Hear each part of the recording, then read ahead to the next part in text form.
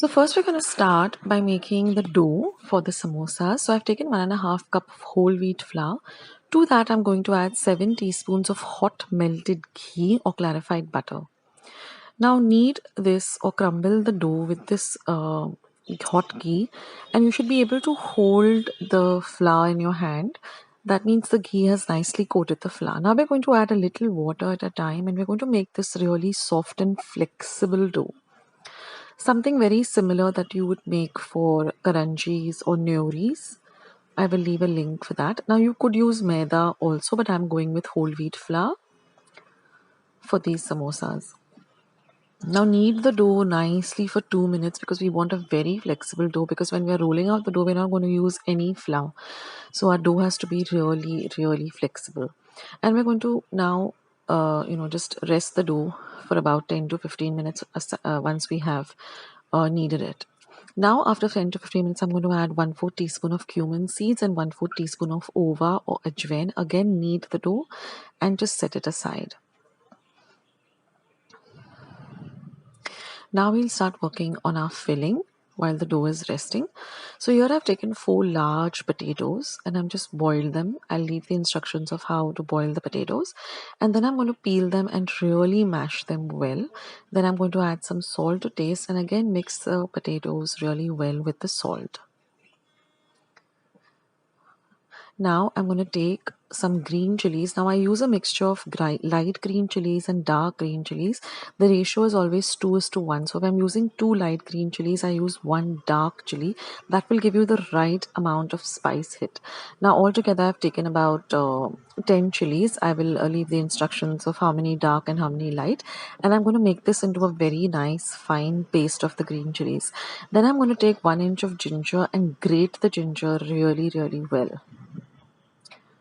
So now that our prepping is done, let me take you through all the ingredients for the filling. So here we have our mashed potatoes, we have the green chili paste. Here is the grated ginger. Now besides these 3 ingredients that you've already seen, I'm also going to be using 1 teaspoon of Kitchen King masala. This really elevates the flavor of the samosa. 1 teaspoon of roasted coriander or dhania powder. 1 teaspoon of roasted cumin or jeera powder. This is half a teaspoon of just plain cumin seeds.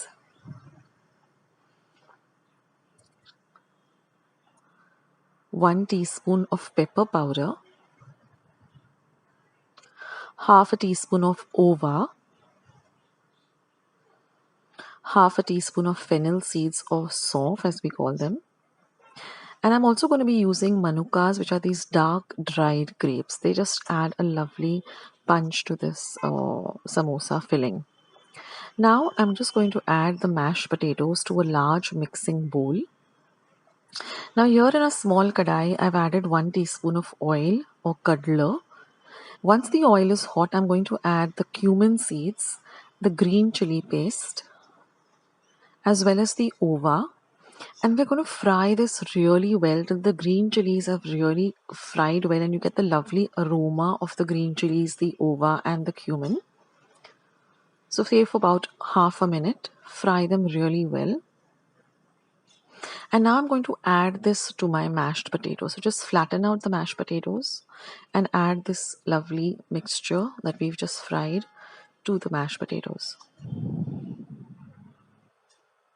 Now I'm also going to use these white peas that I've just boiled and set aside. That's completely optional, but it really adds, nice kind of body to the samosa. Now I'm going to add all the ingredients that I mentioned, all the dry powders, grated ginger. So I'm going to be adding all of that. And you can add it to taste also. So once you've added all the powders, like the measurements that I have given you, if you find that you need a little bit more of pepper or a little bit more of cumin, you can always add according to your taste. But guys, this tastes just like the samosas that you get outside in restaurants. It's so flavorsome and so delicious. Even the Kitchen King masala just adds a different taste to it. Now these dried manukas is optional, but guys, believe me, it really adds a little bit of sweetness that is needed for this filling. And the vatanas, as you call them, white vatanas, also just boil them for about 15 minutes in water. Don't pressure cook them because then they become very mushy. Soak them for about 20 minutes and then boil them for about 20 minutes. And then, of course, add the salt as per your taste. And that's our filling. It's all ready. So don't add any coriander, any dhania. It will change the entire taste. Just keep it like this. Only adjust the salt and all the other ingredients to your taste. Mash it up all well. Mix everything nicely together so the potatoes get nicely coated. Now we're going to make small balls, lime-sized balls of the dough. And we're going to roll them like this into an elongated kind of a shape. We don't want a round chapati shape, but a round, like a lotus pad kind of a lotus leaf rather kind of a shape, a long shape like this. This is the perfect one. We're going to cut it in the middle. Now we're going to coat the edges with a little bit of water. Fold it like this. Put water so that it gets bound well. Then just take it into the palm of your hand like a cup like this. And just add about a teaspoon or 2 teaspoons. Don't overfill it or don't underfill it. Just till the brim, leaving a little space. Then again apply a little bit of water and seal the edges. Now it's very important to seal the edges just like we do with karanjis or nyoris.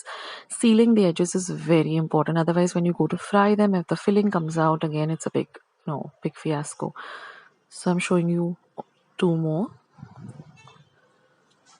And once you get the hang of it, it'll be very, very easy to do it. Just ensure that, it's sealed well. There are no gaps. There are no holes in the dough. If there are, then just restart again. And you can cut off the extra edges with a knife, or you can keep them if you want a little bit of crispy edges. But seal the edges like this really, really well. So this is like the perfect samosa.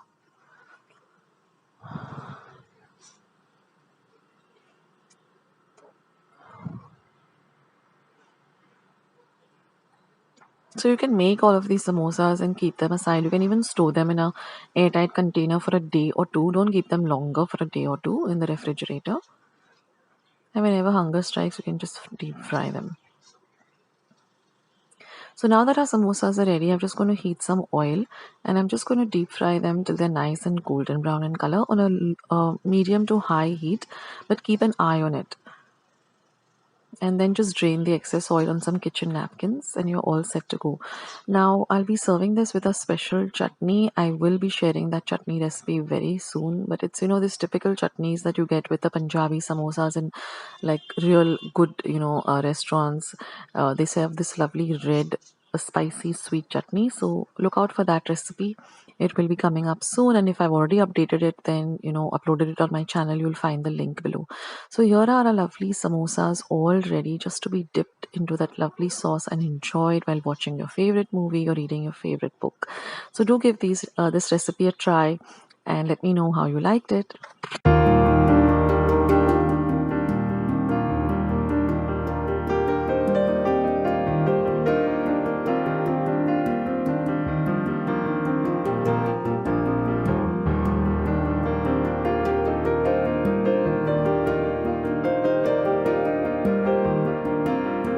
Friends, I hope you liked today's recipe as well as today's video, and if you would like to see more videos like this, then don't forget to leave this video a big thumbs up. Also by clicking the thumbs up icon. Also don't forget to subscribe to my channel and become a part of Akshata's Recipes. Once you have subscribed, there is a small little bell icon that will pop up, so just click on that. That way whenever I put up a new recipe or a new video, you get a message for the same. So on that note, I'll say bye and I'll catch you in my next video sooner than you think. This is Akshata saying bye, take care, stay healthy, stay fit, be kind and loving to one another. So till we meet again, bye.